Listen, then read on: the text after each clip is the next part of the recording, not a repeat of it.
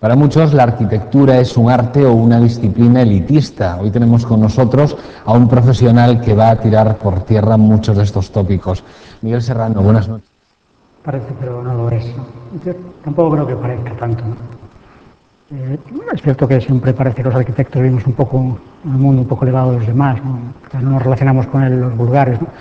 Pero yo creo que ahora mismo es bastante alejado de la realidad eso que dices, ¿no? Sobre todo porque tú formas parte, que yo creo que va a ser una de las primeras sorpresas de esta conversación, tú formas parte de una organización que se llama Arquitectos Sin Fronteras. Hemos escuchado mucho hablar, por ejemplo, de Médicos Sin Fronteras, pero no sabíamos que existía este tipo de organización. ¿Qué tipo de labor solidaria puede llevar a cabo un arquitecto? Bueno, pues, ¿colaboráis con ONGs? Un arquitecto puede hacer muchas cosas, ¿no? Ya que empiezas hablando de las ONGs, pues una de esas labores es pues realizar parte de su trabajo de forma voluntaria para ayudar a pueblos un poco menos desarrollados, con más deficiencias económicas o sociales, a través de su trabajo en ONGs de cooperación, ¿no? Hace un trabajo de cooperación en los cuales se incluye una parte importante, o al menos así lo vemos, la arquitectura. De forma que con la arquitectura, con ese trabajo de arquitectos, se puede ayudar a otras poblaciones que pues, tienen menos facilidades que nosotros para salir adelante, ¿no? Y bueno, hace muchos años ya que hay arquitectos que trabajan con organizaciones de este tipo, ayudando pues en este tipo de cosas desde un punto de vista profesional, es decir, hacen lo que saben hacer, hacen arquitectura, con la arquitectura ayudan a estas poblaciones. Y hace 15 años pues fundó Arquitectos Sin Fronteras, aglutinando una serie de estos arquitectos que ya trabajaban para otras organizaciones y que decidieron pues entre todos formar una asociación que desarrollara un poco más específicamente el trabajo de la arquitectura en estos contextos de exclusión social o económica, ¿no? Tanto en el tercer mundo como aquí incluso, ¿no? Claro, es en esas ciudades. Ahí quería llegar, pero primero quería comentarte que si es verdad que, claro, Médicos Sin Fronteras tiene dentro de su equipo arquitectos, por ejemplo. Sí, las asociaciones grandes que se dedican a la cooperación de hace muchos años suelen tener arquitectos que, bueno, son capaces de desarrollar proyectos en los cuales el componente de la construcción, de la arquitectura, del planeamiento, de la organización espacial, pues es importante.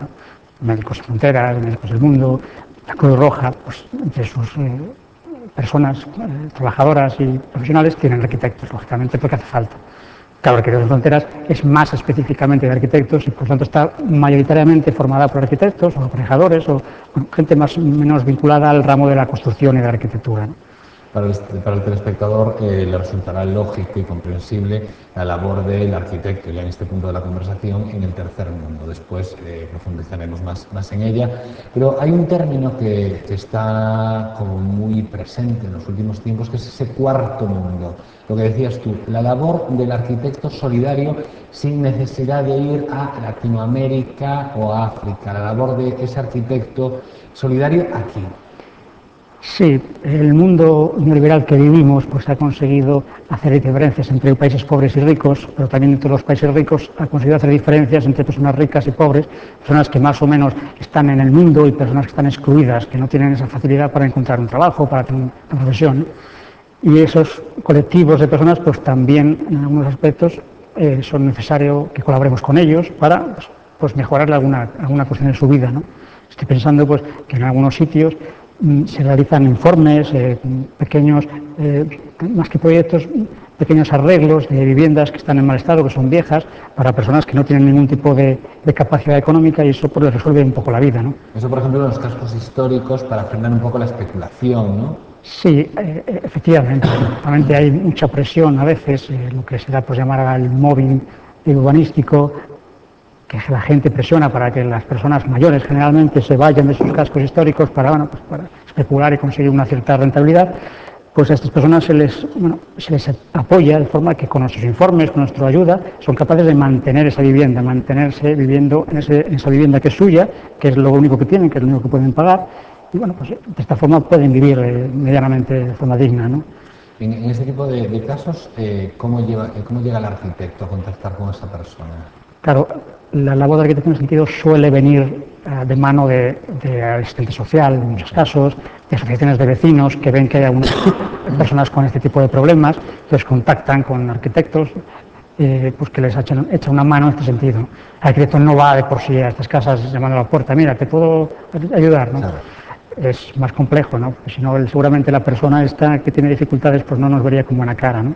E incluso cuando el arquitecto, como es vuestro caso, que sé que ya hicisteis alguna labor similar, interviene, por ejemplo, en poblados de chabolas. Claro. Ahí es un eslabón más de una gran cadena que existe, ¿no? Sí. O sea, claro, lo que decías tú, no puede llegar el arquitecto Claro. a un poblado de chabolas, pues voy a arreglar la vida. Sí, normalmente en ese sentido vamos a través de otras asociaciones que trabajan directamente, que forman parte definitiva de esos poblados. Asociaciones por ejemplo, de la raza gitana, pues asociaciones que intentan un poco ayudar a las personas de esta etnia que están un poco más desfavorecidas, y nosotros a través de esas asociaciones somos capaces de entrar y hacer pequeñas ayudas, ¿no? A veces simplemente pues hacer un informe o ver la posibilidad de colocar algún tipo de instalación que mejore las condiciones sanitarias, ¿no? Cosas muy sencillas generalmente en estos aspectos. Y además, normalmente en estos casos lo que hacemos es una ayuda para que estas personas sean capaces de reivindicar sus derechos, sus necesidades a los organismos, a las administraciones, que lógicamente en los países desarrollados como España tienen ciertos medios para poder ayudar, ¿no?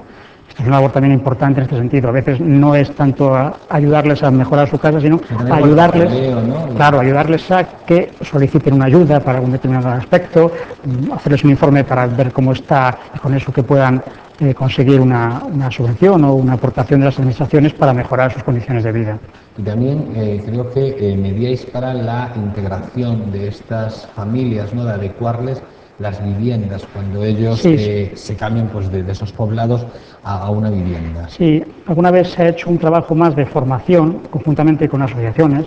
Pero para que todo el mundo lo entienda, perdona que te interrumpa, todos hemos escuchado, y lo comentábamos Miguel y yo en una conversación anterior, esa gran leyenda urbana de que estuvieron aquí tales de tal raza en este piso y se llevaron hasta las tuberías.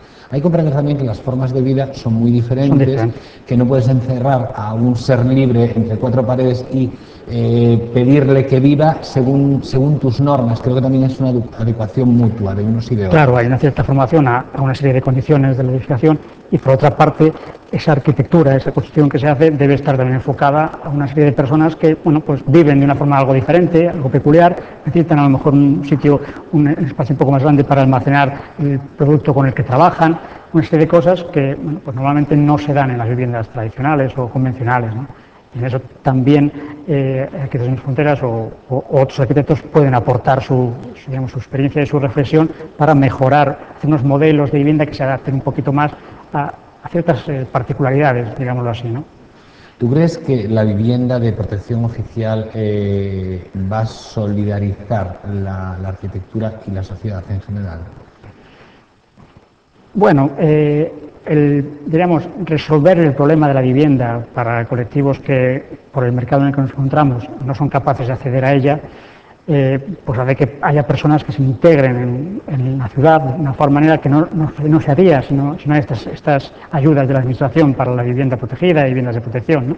Porque si seguimos la ley, sería cada 10 viviendas, aunque fuesen viviendas para ricos o para una clase social de poder adquisitivo alto, 3 serían de protección oficial, ¿no? Sí, ahora la ley exige que el 30% de las viviendas que se hagan en zonas nuevas sean de protección oficial, ¿no? Esto, si se cumple. Si se cumple. Si lo llevamos hasta el final, pues vamos a hacer que todos los barrios, sean más ricos o menos pobres, o más pobres, tengan dentro de él pues un cierto número de viviendas que van a ser adquiridos por personas con menores recursos, ¿no? Esto va a conseguir que pues haya un poco más de mezcla social, ¿no? Que no haya estos guetos de que los pobres están en un sitio y los ricos en otro, ¿no? Es un poco un ideal en el principio de la ley y de la arquitectura solidaria, de la solidaridad a través de la arquitectura, a través del urbanismo, ¿no? Que puede resultar, ¿no? Si convivimos de una manera con los de otra, pues seguramente las relaciones sean más fáciles, puede haber más intercambio, más cuestión, ¿no? Si no, acabaremos pues los que ganamos 50 millones viviendo con los que ganan 50 millones, casándonos con 50 millones, teniendo hijos de 50 millones, y de otra manera pues puede haber, digamos, más intercambio entre distintas capas.